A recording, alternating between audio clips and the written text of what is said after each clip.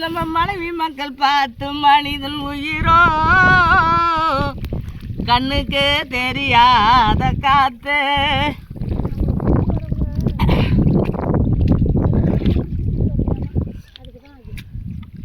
இத்தனையும் கேட்டீங்களே வள்ளி பாடும் பாட்டு, இத்தனையும் கேட்டீங்களே வள்ளி பாடும் பாட்டு. இந்த பாடலை எழுதியவர் தசரதர் பாட்டு. மனிதன் உயிரோ கண்ணுக்கு தெரியாத பாட்டு.